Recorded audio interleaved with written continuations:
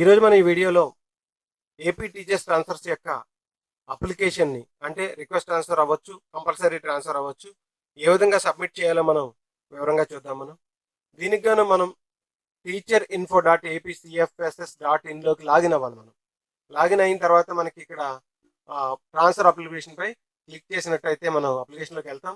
అదేవిధంగా హోమ్ పేజ్లో కూడా మనకి csc.ap.go.in హోమ్ పేజ్లో కూడా మనకి టీచర్స్ ట్రాన్స్ఫర్ యొక్క ట్యాబ్ని ఎనేబుల్ చేశారు. అక్కడి నుంచైనా మనం వెళ్ళొచ్చు, లేదా దీని యొక్క లింక్ నేను డిస్క్రిప్షన్లో ఇస్తాను.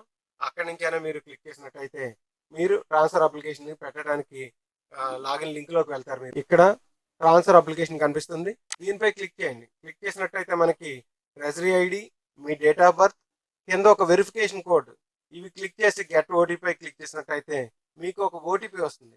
అప్పుడు మీరు మీ అప్లికేషన్లోకి లాగిన్ అవ్వడం జరుగుతుంది. అయితే ఇక్కడ ఒకటి గమనించండి, మీరు అటెండెన్స్కి ఉపయోగించే మీ ట్రెజరీ ఐడి, అదేవిధంగా ఏ మొబైల్ అయితే మీకు మ్యాప్ అయిందో ఆ మొబైల్కి మీకు ఓటీపీ రావడం జరుగుతుంది. ఆ ఓటీపీ ద్వారా మాత్రమే మీరు లాగిన్ అవ్వగలుగుతారు. గతంలో లాగా డిపార్ట్మెంట్ నుంచి మీకు ఎస్ఎంఎస్ ద్వారా పాస్వర్డ్ పంపించడం, దాని ద్వారా లాగిన్ అవ్వడం ఏమీ ఉండదు. మీరు మీ ఓటీపీ ద్వారా లాగిన్ అవ్వాల్సి ఉంటుంది. ఈ విషయాన్ని గమనించండి. ఇప్పుడు మనం ఏ విధంగా లాగిన్ అయ్యి అప్లికేషన్ సబ్మిట్ చేయాలో చూద్దాం. ఈ విధంగా ఓటీపీ ఎంటర్ చేసి సబ్మిట్ చేసినట్టయితే మీ యొక్క పర్సనల్ ఇన్ఫర్మేషన్ మొత్తం కనిపిస్తుంది. అంటే మీ ట్రెజరీ ఐడి, టీచర్ నేమ్, ప్రస్తుత post category, me subject, medium, me gender, marital status, date of birth, mobile number, Aadhaar number, masked Aadhaar number, అలాగే మీ జోన్, ఇవన్నీ కనిపిస్తాయి. ఇవన్నీ కనిపించిన తర్వాత కిందకి స్క్రోల్ చేసినట్టయితే వర్కింగ్ స్కూల్ డీటెయిల్స్ మనకు కనిపిస్తాయి. మీకు ఇక్కడ చూసినట్టయితే మనకి వర్కింగ్ స్కూల్ డీటెయిల్స్లో మీరు ప్రస్తుతం పనిచేస్తున్న స్కూల్ పేరేంటి, మీ యొక్క హెచ్ఆర్ఏ కేటగిరీ ఏమన్నా చేంజెస్ ఉంటే అది, అదేవిధంగా హెచ్ఆర్ఏ కేటగిరీ ఇక్కడ మీకు కనిపిస్తాయి. ఇక తర్వాత వచ్చేటప్పటికి మూడో కాలంలో మనకి సర్వీస్ డీటెయిల్స్ కనిపిస్తాయి.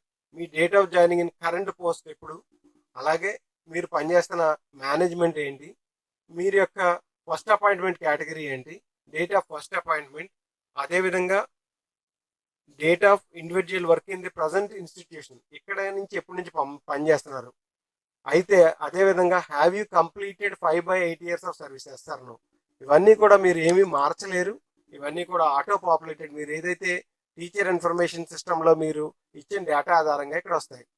Weather the individual is male head master in grade 2, teacher under age of 50 years, 50 years కంటే తక్కువగా ఉండి గర్ల్స్ స్కూల్లో పనిచేస్తున్న హెచ్ఎమ్మ అని అడుగుతుంది. అది కూడా మీరు ఒకవేళ ఎవరైనా అయితే ఎస్ ఉంటే ఎస్ ఉంటుంది, లేకపోతే నో ఉంటుంది. ఈ విధంగా సర్వీస్ డీటెయిల్స్ ఉంటాయి. ఇక తర్వాత వచ్చేటప్పటికి మీ యొక్క అడిషనల్ డీటెయిల్స్, ఇక్కడ అసోసియేషన్ అంటే అడిషనల్ డీటెయిల్స్లో మీరు ఏదైనా రికగ్నైజ్డ్ యూనియన్కి ప్రెసిడెంట్ కానీ జనరల్ సెక్రటరీ కానీ ఉన్నారా లేదా, అది కూడా మీరు ఏమీ సెలెక్ట్ చేయలేరు. ఎందుచేతంటే ఆల్రెడీ మీరు ఇచ్చిన ఇన్ఫర్మేషన్ ఆధారంగా అది అక్కడ అవుతుంది. తర్వాత వచ్చేటప్పటికి స్పౌస్ డీటెయిల్స్, స్పౌస్ ఎంప్లాయా కాదా, ఎస్ఆర్ నో, అవి కూడా మనకి ఏమైనా ఉంటే కనుక, స్పౌస్ వర్కింగ్ అయితే కనుక అక్కడ డీటెయిల్స్ కనిపిస్తాయి, లేకపోతే అవి నోగానే టిక్ చేయబడి ఉంటుంది. అలాగే special points, whether teacher is affected under reapportionment, yes or no.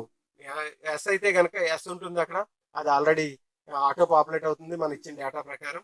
అలాగే whether head master is physically handicapped, want to avail special points, yes or no అడుగుతుంది ఇక్కడ. దీన్ని మాత్రం మీరు చేంజ్ చేసుకునే అవకాశం ఉంటుంది ఇక్కడ. ఎందుకంటే ఫిజికల్ హ్యాండిక్యాప్డ్ ఎవరైనా ఉన్నట్టయితే, వారు ఎస్ పెట్టినట్టయితే వారి యొక్క ఎవిడెన్స్, పిహెచ్ ఆప్షన్స్ ఏమేమి ఉన్నాయి అవి సెలెక్ట్ చేయాలి. దాని యొక్క సపోర్టింగ్ డాక్యుమెంట్ ఉంటుంది చూసారా, మన యొక్క మెడికల్ బోర్డు ఇచ్చినటువంటి సర్టిఫికేట్ని మీరు అప్లోడ్ చేయాల్సి ఉంటుంది. అది కూడా పీడిఎఫ్ ఫామ్లో 500 KB కంటే తక్కువగా ఉండేలా, మ్యాక్సిమం సైజ్ 500 KB ఇచ్చారు, దానికంటే తక్కువ ఉండేలా చేయాలి.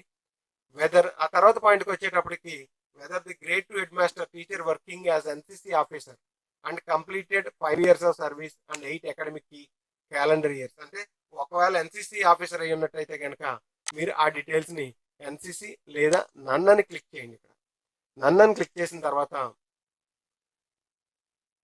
మీరు కానీ లేదా మీ స్పౌస్ కానీ ఆర్మీ కానీ, నేవీ కానీ, ఎయిర్ ఫోర్స్లో కానీ పనిచేసినట్టయితే ఆ డీటెయిల్స్ కూడా ఇవ్వండి. అదేవిధంగా ఒకవేళ ఎన్సిసి కనుక ఇచ్చినట్టయితే మీరు NCC wing, navy, air force, army ఏ వింగ్లో పనిచేస్తున్నారు, అలాగే ఎన్సిసి జాయినింగ్ డేట్, మీరు ఎన్సిసి ఆఫీసర్గా ఎప్పుడు జాయిన్ అయ్యారు, దాని యొక్క సపోర్టింగ్ డాక్యుమెంట్ కూడా మీరు ఇక్కడ అప్లోడ్ చేయాల్సి ఉంటుంది.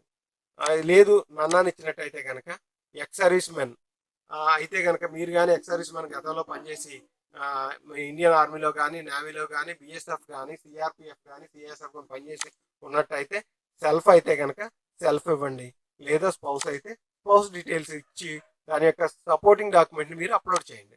అదే సెల్ఫ్ అయితే కనుక మీకు డిశ్చార్జ్ సర్టిఫికేట్ ఉంటుంది కనుక డిశ్చార్జ్ సర్టిఫికేట్ని అప్లోడ్ చేయండి.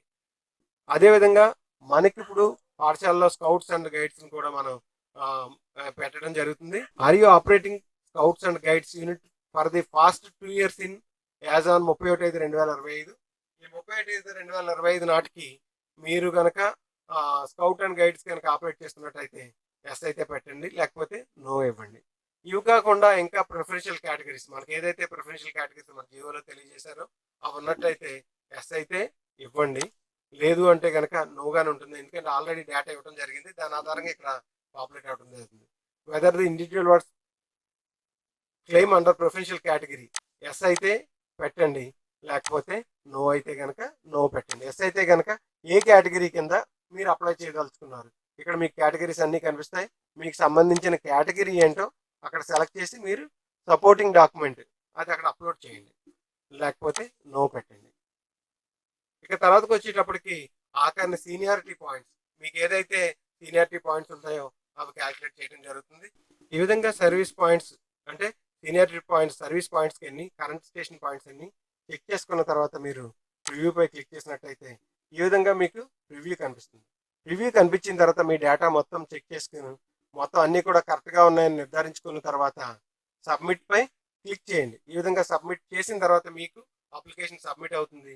ఆ సబ్మిట్ అయిన అప్లికేషన్ డౌన్లోడ్ చేసుకుని ప్రింట్ తీసుకుని ఆ ప్రింట్అవుట్పై సంతకం చేసి మీరు హెచ్ఎం అయితే కనుక డివైఓ గారికి, అదే ఉపాధ్యాయులు అయితే కనుక మీ హెచ్ఎం గారికి, హెచ్ఎం గారి ద్వారా ప్రాపర్ ఛానల్ ద్వారా పంపించండి. అప్లికేషన్ సబ్మిటెడ్ సక్సెస్ఫుల్లీ అని వస్తుంది. ఓకేపై క్లిక్ చేసినట్టయితే your application has been provisionally accepted వస్తుంది. దీనిపై క్లిక్ చేయండి. ఈ క్లిక్ హియర్పై క్లిక్ చేసినట్టయితే మీరు సబ్మిట్ చేసిన అప్లికేషన్ డౌన్లోడ్ అవుతుంది.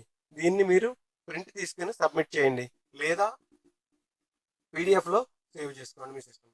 Thank you. వీడియో నచ్చితే లైక్ చేయండి, షేర్ చేయండి.